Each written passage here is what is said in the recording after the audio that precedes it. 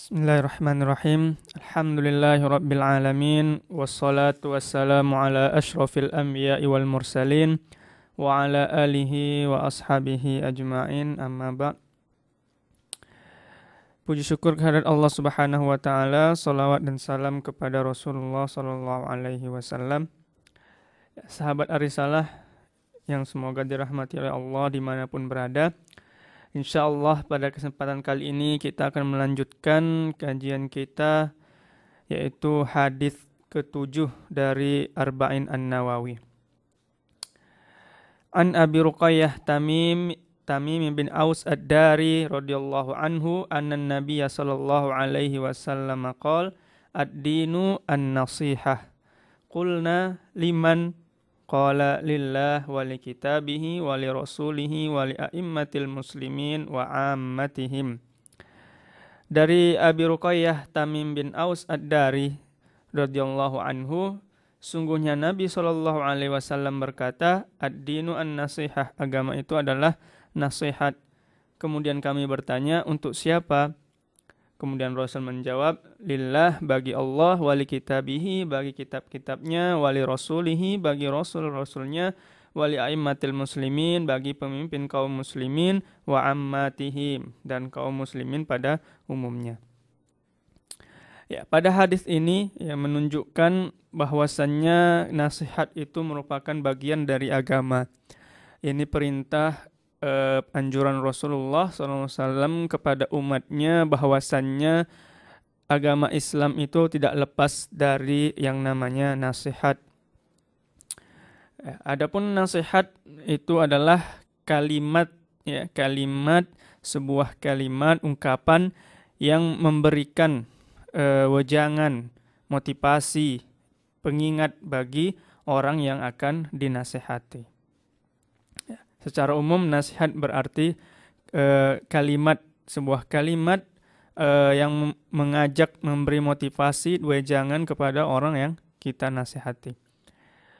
Dalam hadis ini juga terdapat, bisa kita ambil hikmah dari hadis ini, bahwasannya betapa bagusnya pengajaran Rasul di sini. Bagaimana Rasul mengajarkan sahabat dan umatnya teknik atau cara mengajar.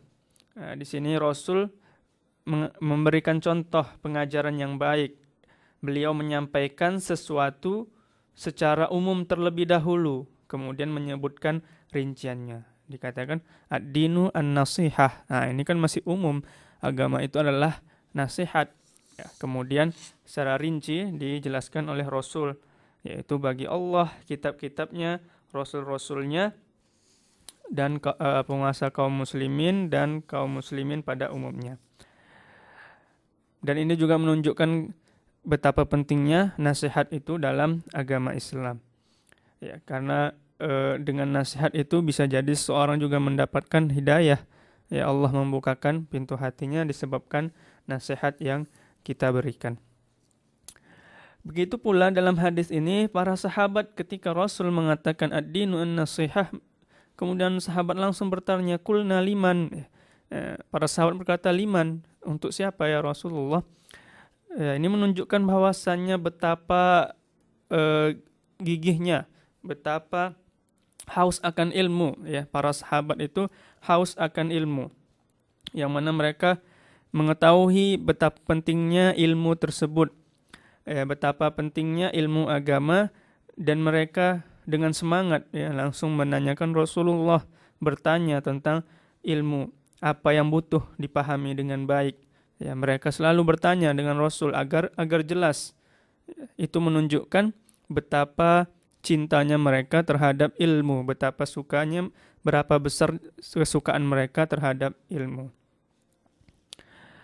Kemudian Rasul menjawab, lillah wali kitabih wali rasulih wali a'immatil muslimin wa ammatihim. Ini Rasul menjawab dengan hal yang terpenting dahulu. Menjawab pertanyaan tersebut dengan hal yang terpenting, yang paling penting. Kemudian yang penting dan secara berurut, bertahap.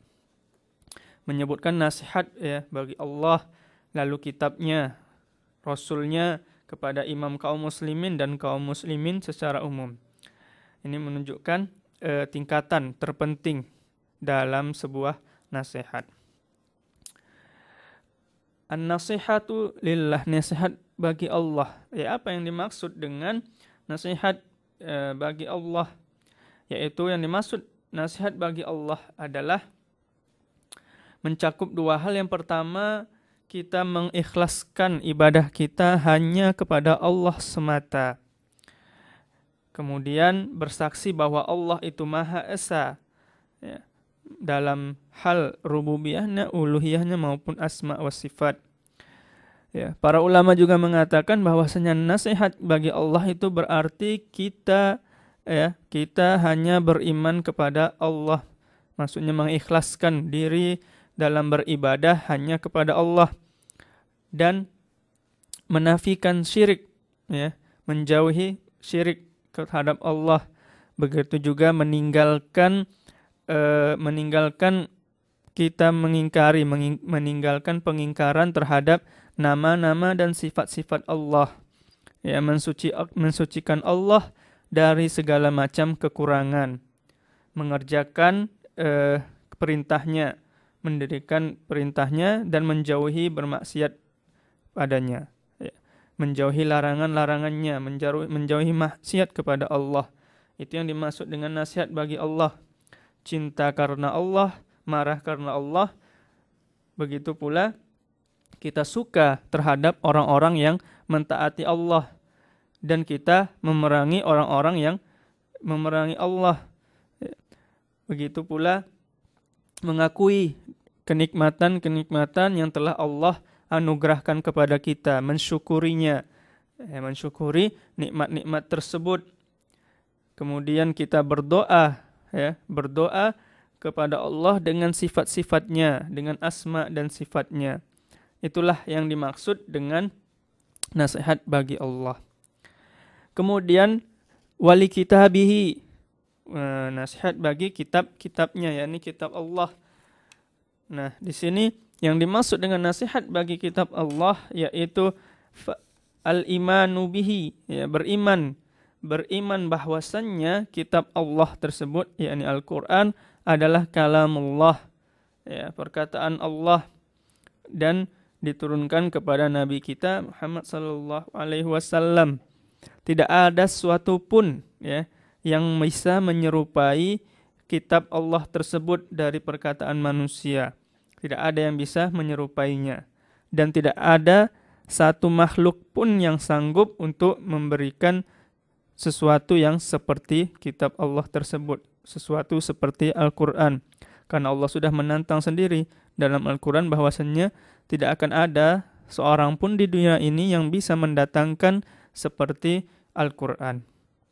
Begitu pula membacanya dengan sebaik-baik bacaan. Kemudian kita khusyuk ketika mendengarkannya. Kemudian juga membela Al-Quran dari yang menyelewengkan dan mengubah maknanya. Begitu pula yang dimaksud dengan nasihat bagi kitab Allah atau Al-Quran adalah membenarkan setiap yang dikabarkan yang terdapat dalam Al-Quran tanpa keraguan sedikit pun. Sebagaimana kita jelaskan tadi bahwasanya kita yang pertama mengimani bahwa Al-Quran itu adalah kalamullah dan tidak akan mungkin ada keraguan di dalamnya sedikit pun. Jadi ketika ada kabar yang datang dari Al-Quran, kita ketahui dari Al-Quran, maka kita menerimanya dan membenarkannya tanpa ada sedikit pun keraguan dalam hati kita. Begitu pula setelah kita mengetahui, ya, perintah dan kebenaran dalam Al-Quran, maka senantiasa kita untuk menjalankan setiap perintah yang ada di dalam Al-Quran tersebut. Tidak meninggalkannya. Kemudian menjauhi setiap larangan yang ada di dalam Al-Quran. Begitu pula kita harus mengimani bahwa hukum yang ada, ya, itu adalah bahwa hukum yang ada di Al-Quran itu adalah sebaik-baik hukum. Ya, tidak ada hukum yang sebaik Al-Quran. Jadi hukum yang ada yang terdapat dalam Al-Quran itulah yang sebaik-baik hukum. Karena yang ada dalam Al-Quran itu adalah dari Allah. Ya, Allah adalah pencipta kita. Dia yang paling mengetahui apa yang terbaik bagi ciptaannya. Karena dialah yang menciptakan kita, otomatis Allah lah yang paling tahu apa yang sesuai bagi makhluknya, bagi ciptaannya. Begitu pula kita harus mengimani bahwa Al-Quran itu kalamullah secara huruf dan makna, bukan makhluk. Jadi kita harus mengimani bahwasannya Al-Quran itu adalah kalamullah, ya, bukan kalamun Nabi, bukan perkataan Nabi. Bukanlah perkataan para penyair maupun Nabi Muhammad SAW. Al-Quran itu adalah murni kalamullah yang diturunkan kepada Rasulullah. Kemudian nasihat yang ketiga adalah bagi Rasulnya. Nah, adapun yang dimaksud dengan nasihat bagi Rasulnya adalah membenarkan risalah yang telah dibawa Rasul dan mengimani setiap apa yang dibawa oleh Rasul tersebut dengan mentaati perintah-perintahnya dan menjauhi larangan-larangannya dan menolongnya, ya, selagi ia masih hidup maupun setelah tiada. Begitu pula mencintai Rasul dan ittiba, mengikuti beliau, ya, mengikuti setiap tuntunan dari Rasulullah sallallahu alaihi wasallam. Itulah yang dimaksud dengan nasihat bagi Rasul Allah. Begitu pula kita harus mengimani bahwa Rasul itu adalah utusan Allah. Ya, namanya juga sudah Rasul. Ya, Rasul berarti utusan.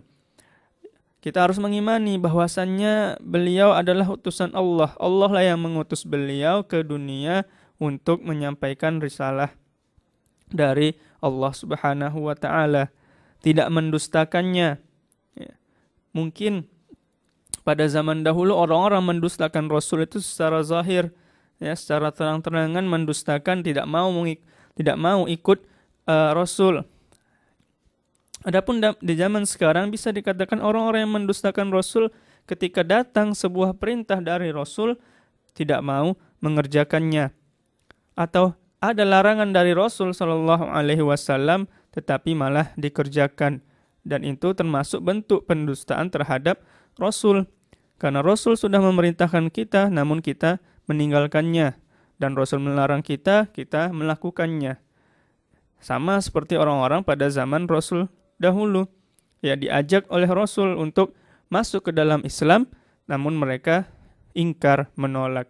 Nah, itu termasuk dari pendustaan. Adapun di zaman sekarang orang-orang banyak yang mengaku Islam, masuk ke dalam Islam namun jauh sekali dari perintah Rasul.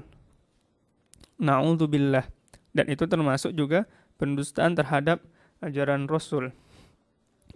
Dan Rasul adalah utusan yang jujur dan dibenarkan. Maka bagi kita sebagai umatnya wajib mengikuti apa yang telah Rasul perintahkan dan menjauhi apa yang telah ia larang. Kemudian membela syariatnya. Nah, ini termasuk nasihat kepada Rasul Allah. Membela setiap syariat Rasul tersebut. Mengimani bahwa segala sesuatu yang datang dari beliau atau Rasul adalah seperti yang datang dari Allah dalam hal mengamalkannya. Ya, misalkan Rasul memerintahkan kita untuk sholat, puasa, dan sebagainya. Pada dasarnya dalam mengamalkannya itu adalah perintah Allah. Ya, perintah Allah kita untuk sholat, zakat, puasa, dan sebagainya. Kemudian membela Nabi, seperti mana kita katakan tadi, membela Nabi SAW ketika hidup maupun ketika beliau telah tiada. Ketika telah tiada, kita mengamalkan ajaran-ajaran beliau, membela ajaran-ajaran beliau. Itulah salah satu bentuk pembelaan kepada Nabi SAW dengan cara membela ajaran-ajaran beliau.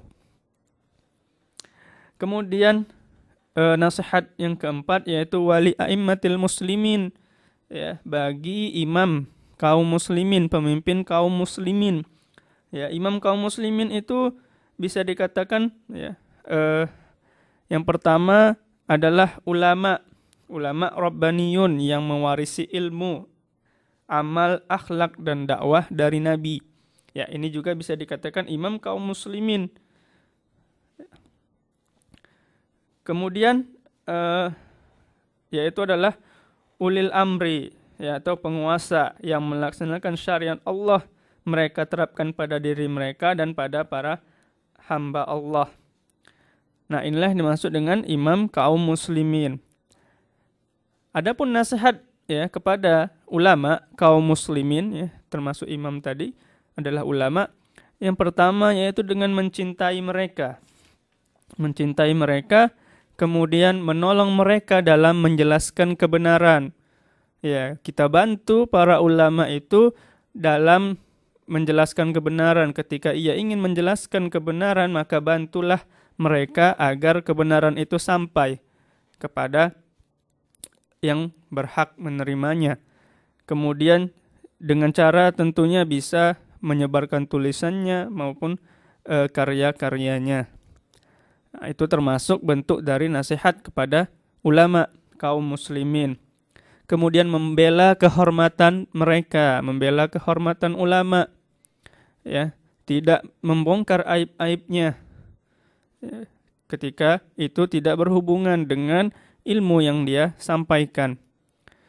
Kemudian juga meluruskan kesalahannya, dan tentunya dengan cara yang baik, karena setiap manusia itu pasti salah dan ulama itu pasti ada kesalahannya. Nah, tugas kita ketika tahu itu sebuah kesalahan, maka luruskan dengan cara yang baik pula.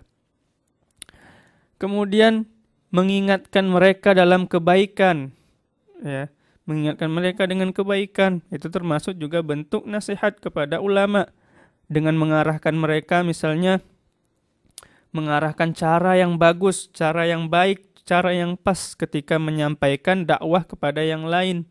Ya, mungkin kita lebih mengetahui mad'u, orang yang didakwahi, keadaannya bagaimana dan caranya bagaimana untuk mendakwahi mereka. Bisa kita mengarahkan ulama tersebut agar mendakwahi mereka dengan cara-cara yang mudah mereka terima.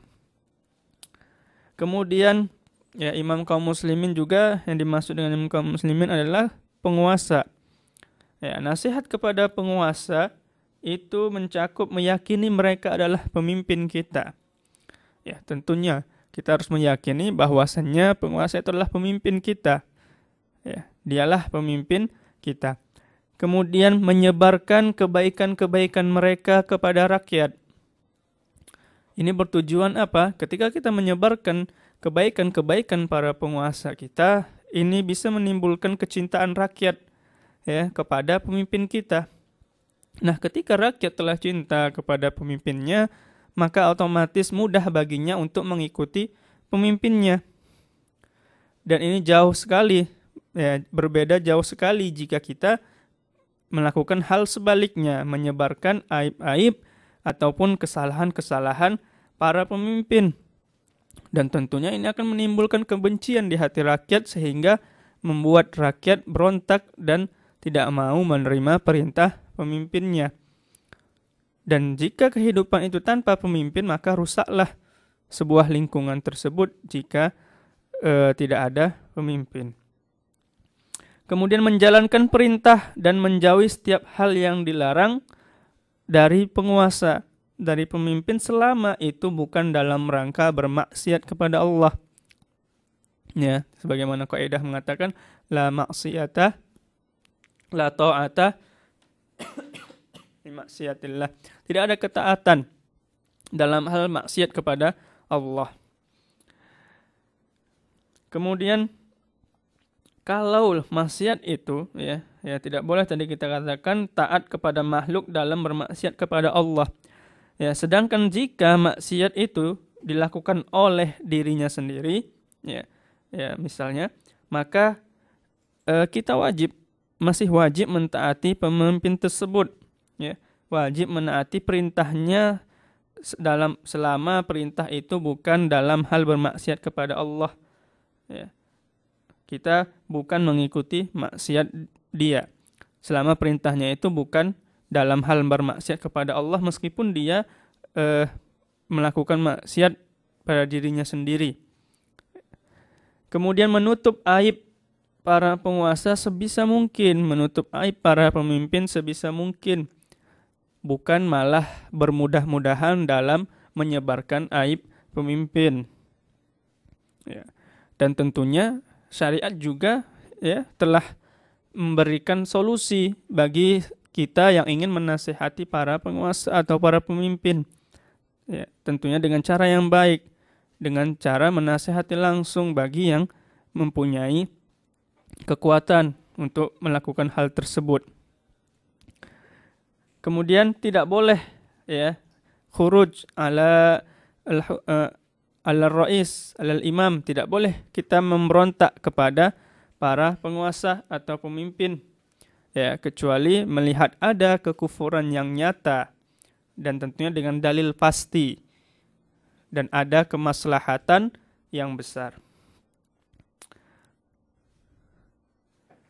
Kemudian ya sebagaimana kita katakan tadi, dalam kehidupan bermasyarakat, apalagi masyarakat Islam, kita wajib ya mesti ada pemimpin ya, baik itu memimpin masyarakat banyak ataupun masyarakat khusus kecil. Oleh karena itu wajib bagi kita jika telah ada pemimpin bagi kita untuk mentaatinya. Rasul juga mengatakan bahwasanya wajib bagi seorang muslim itu untuk mentaati seorang pemimpin selama ia tidak memerintah kepada hal maksiat. Kemudian nasihat yang terakhir yaitu wa ammatihim, yaitu kaum muslimin secara umum. Nah, adapun nasihat kepada orang awam tentu berbeda dengan nasihat kepada para pemimpin, penguasa. Imam Nawawi rahimahullah mengatakan menasihati sesama muslim, yaitu selain pemimpin, selain ulil amri, berarti adalah menunjuki berbagai maslahat untuk mereka, baik itu dalam urusan dunia maupun urusan akhirat. Tidak menyakiti mereka, ya, tidak menyakiti mereka, mengajarkan mereka sesuatu yang mereka tidak tahu, ya, menolong mereka, membantu mereka, menutup aib mereka, menghilangkan bahaya dari mereka, dan memberi mereka manfaat serta amar ma'ruf nahi mungkar. Itu yang dikatakan Imam An-Nawawi dalam hal menasihati sesama muslim. Kemudian Syekh Muhammad bin Shalih Al-Utsaimin rahimahullah mengatakan, bagaimanakah cara menasihati sesama muslim? Ketika ditanya, beliau mengatakan seperti yang dikatakan oleh hadis Anas, yaitu yang artinya tidak sempurna iman seseorang sampai ia mencintai saudaranya sebagaimana ia mencintai dirinya sendiri. Kemudian Syekh Al-Utsaimin mengatakan, nasihat adalah engkau suka jika saudaramu memiliki apa yang engkau suka atau yang engkau miliki. Engkau suka jika saudaramu memiliki apa yang engkau miliki. Dan engkau bahagia sebagaimana engkau ingin yang lain pun bahagia. Engkau juga merasa sakit ketika mereka disakiti. Engkau bermuamalah atau bersikap baik dengan mereka sebagaimana engkau pun suka diperlakukan seperti itu. Itu yang dimaksud dengan nasihat, kata Syekh Al-Utsaimin. Al-Fudail bin Iyad rahimahullah mengatakan, al-mu'min yasturu wa yansah wal fajiru yahtak wa yu'ayyir. Seorang mukmin itu biasa menutupi aib saudaranya dan menasihatinya. Sedangkan seorang fajir, orang yang melakukan dosa, biasa membuka aib dan menjelek-jelekkan saudaranya. Al-Hasan Al-Basri rahimahullah mengatakan, inna ahabba ibadillah ilallah alladzina yuhabbibunallah ila ibadih wa yuhabbibuna ibadallah ilallah wa yas'auna fil ardi bin nasihah. Sungguhnya hamba yang dicintai di sisi Allah adalah yang mencintai Allah lewat hambanya, dan mencintai Allah dan mencintai hamba Allah karena Allah. Di muka bumi ini ia pun memberi nasihat kepada lainnya.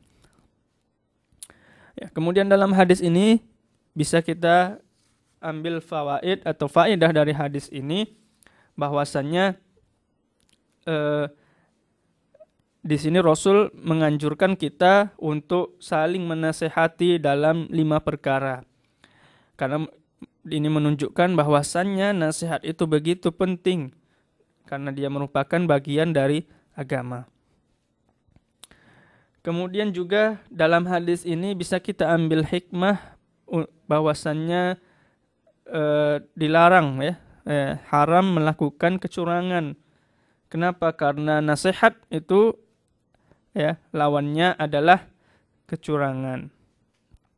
Bagaimana Rasul mengatakan, man ghasyana falaysa minna, barang siapa yang mencurangi kami maka dia bukan bagian dari kami. Dan di sini Rasul mengatakan an-nasihah ad-dinu an-nasihah. Ad-din di sini bermakna agama. Ya, ada juga yang berarti ad-din itu adalah hari pembalasan, seperti dalam surah Al-Fatihah ya, Maliki Yaumiddin, ataupun dalam ayat yang lain. Ini adapun ad-din di sini dalam hadis ini berarti adalah agama.